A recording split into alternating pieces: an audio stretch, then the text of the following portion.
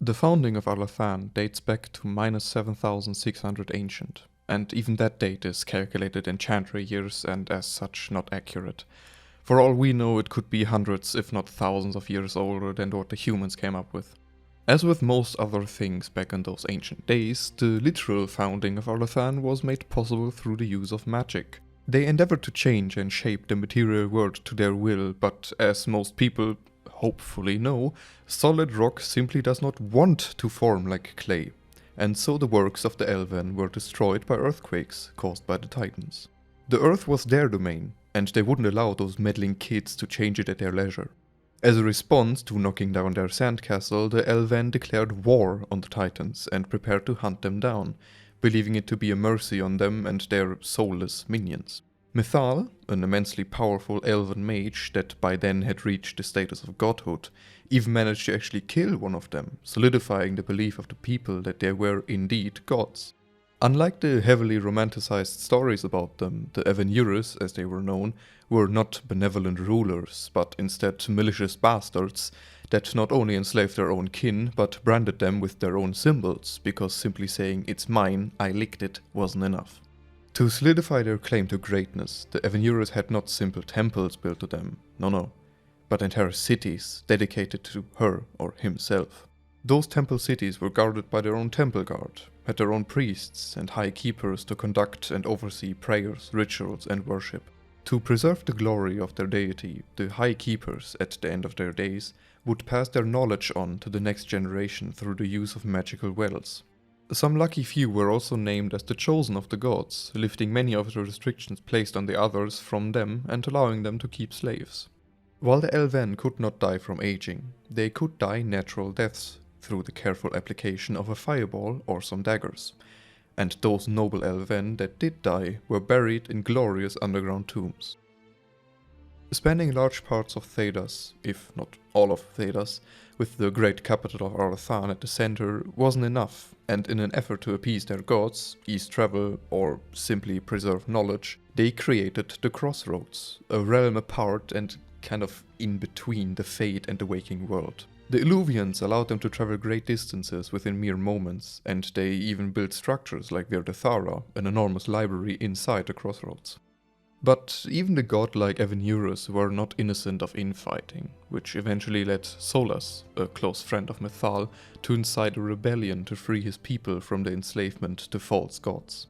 Solas himself was named a god by those he freed from slavery, a title he refused to accept constantly and repeated over and over that even the Avenurus are nothing more than immensely powerful but mortal mages.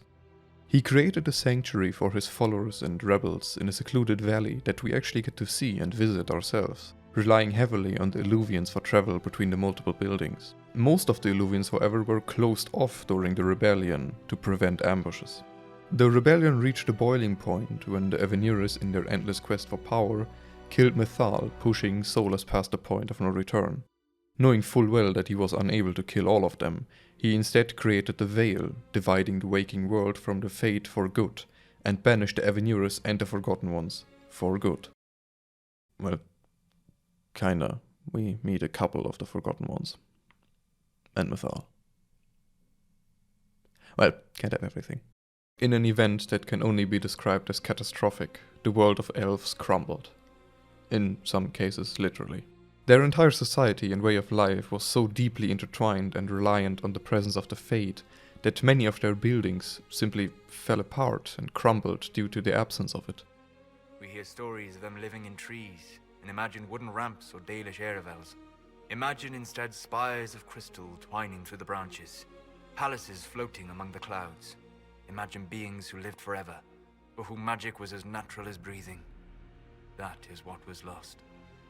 Having doomed his race to age and die, Solas fell into a centuries-long sleep, weakened significantly from the creation of the Veil. With the Empire already shattered and doomed, it was only a matter of time before it fell in its entirety. That fate built up over centuries, only being accelerated by the arrival of humans. The Elven believed the contact with the so-called quicklings caused them to contract the disease of aging, unaware that it was a consequence of Solas' creation of the Veil. So they eventually broke off all contact after extended periods of peace, in an effort to preserve their already weakened race. This hostile solitude only pushed the humans further, until in minus 981 Ancient, the Archon of Tevinter laid siege to the capital of Arlathan. 6 long years they were at war, and after being pushed to quickly end it, the Tevinter Magisters resorted to blood magic to sink the city into the ground, wiping out millennia of history. Priding themselves with defeating the elves, enslaving their people and destroying their capital, the Imperium was blissfully unaware that what they defeated was merely a husk, a broken remnant of what once was the greatest empire in Thedas. In the end, the humans only twisted the knife, but it was Solas that plunged it deep into the heart, dooming his race and himself to live forever with the consequences. Look around you. Everything your people were. It's already gone. It is.